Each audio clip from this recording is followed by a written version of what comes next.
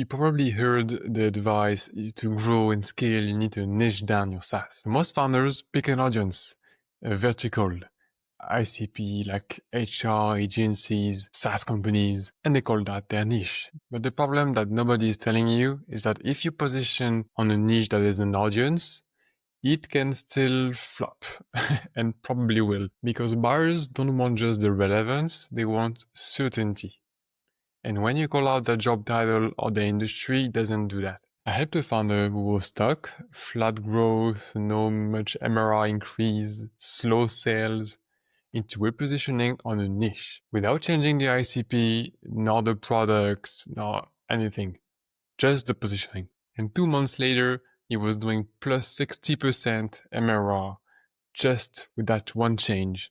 And that put him really close to the 1 million ARR track record. That was just because we repositioned on a niche without changing the audience, not the product, but really just choosing the right niche. So let's see why it worked and how you can do the same. Founders are told to pick a niche, like a vertical, and find the RCP and choose only one audience. So they niche down on who they are selling to, CFOs, agencies, HR, a specific kind of people. But the problem is that these buyers are not persuaded when you just quote your 4x ICP. Like when your landing page says 4 HR teams, people actually understand, oh, you're trying to sell me something, but I don't really see why I should buy it. Because as a mismatch, you're addressing people, a certain kind of audience, but not a moment, a problem, a goal they are trying to achieve. So relevance doesn't come from calling out who you're for.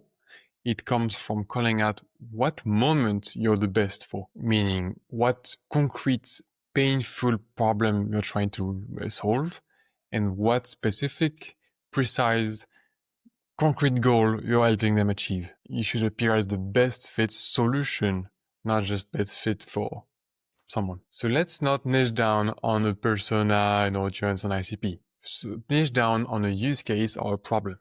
Let's have an example. Let's look at 2 positioning lines. For HR teams, same as before, or solving onboarding bottlenecks for growing teams. Now, which one sounds the most relevant and persuasive? Obviously the second one, because it fits a workflow, a problem, which is the onboarding bottlenecks, and an objective, like growing teams who want to have a quick onboarding. So your niche is not who you're selling to, the HR teams, is what moment you're the best for, what bottleneck you remove. This works because 1, you make your value obvious.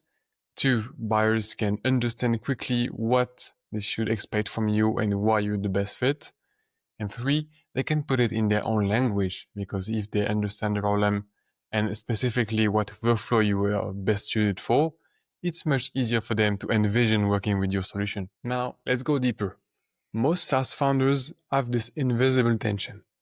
They position on a niche, but they don't see any growth, any improvement for the sales or in the marketing. So then they start second guessing the offer, the solution, even the ICP or the product.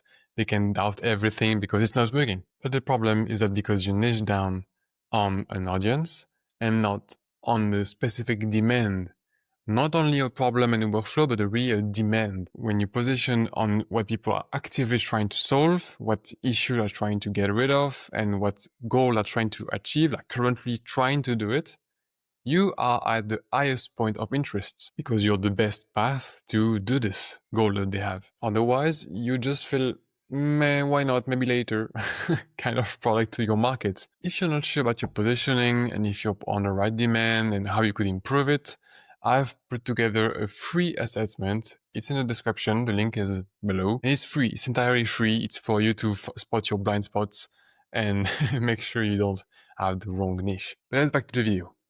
How do you actually find your perfect niche? Well, I have a 3 steps framework that I run with founders, and I'm going to give it to you right now. You're welcome. Again, it's without rebuilding your product, nor changing your audience, it's just repositioning. First, identify the best demand you should focus on. You should look at activation patterns, sales velocity, what people ask for in the sales call, what feature do they use the most, how do they use your product, where do they get much more value. and align with what they ask in the beginning, not just where they do it, but where they asked. It's really important. On this demand, you have to spot the sharpest pain and the clearer goal, meaning what workflow do you fit in? You don't want to educate cold leads, people that don't really know anything about this. You want to target people that are already trying to solve the problem you're solving, but they only succeeded partially, meaning they are frustrated with their current solution and they're trying to do better. So your solution comes into place because you seem as a better fit than their current workflow to get rid of this problem, achieve this goal. So 3, logically, you have to now position exclusively as the best solution for the specific pain and goal. You have to think in workflows, not personalized audience. You have to think, okay, I have this problem I'm trying to get rid of. How do I find the best solution? And yours should be really the missing piece of the puzzle. It really should be really simple to understand what context you're best for and why. That's how you niche down without shrinking your opportunities. You have to actually a stronger way to be perceived as valuable. And now it's going to give you more sales at scale, more efficient marketing, more traction, but it won't reduce your opportunities. It'll just make you more relevant, but in a way that's bringing in buyers, not just tourists. Let me show you how I did it for a founder that I worked with. He did a CRM, you know, the space which is really crowded, and he was getting a few sales, but really not much increase, nothing exponential, no traction, and he was still having good customers, solid testimonials, or average sales.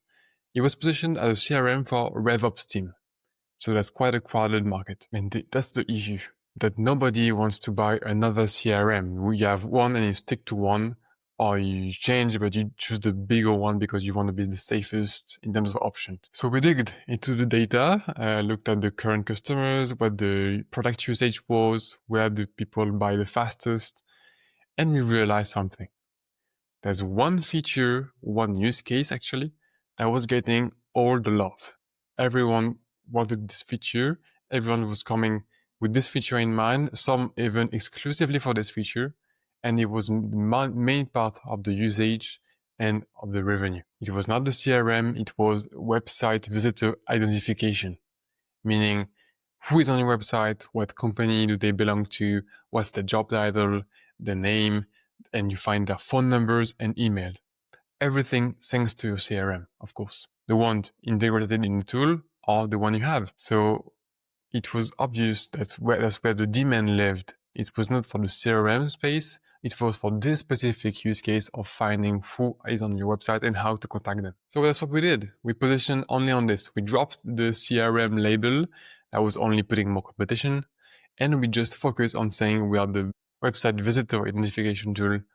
And we're going to only promote this use case and the problem of, we have traffic, but not customers, or not leads. And the result spoke by itself. It was plus 60% MRR growth in just 2 months.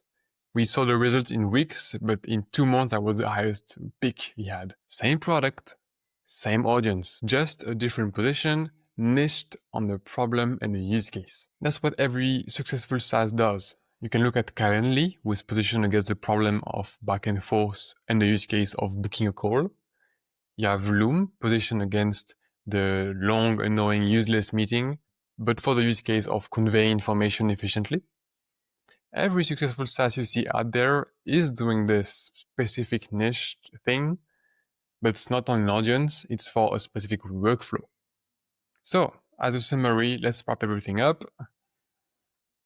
A niche is not about picking a demographic or firmographic. It's about identifying the workflow you fit in, from a sharpest pain to a clear goal. That's the use case. And if you want to leverage this niche, it's by positioning exclusively for it as the best fit solution for this niche. Because buyers don't want a generalist for the industry. They want a specialist for their problem or goal. Again, if you're stuck with slow sales, not much traction for your SaaS, and you want to make sure you have the right positioning for it, I have my free assessment in the description. You can do it in the short questionnaire. It's going to give you all the blind spots that you have regarding your positioning. If you want to share your score in the comment, I'd be more than happy to check it out. I hope you enjoyed the video. Remember to like and subscribe. You know the drill. Thanks for your support, and I hope you find your niche. If you want some feedback, share it in the comments. Have a good day. Bye-bye.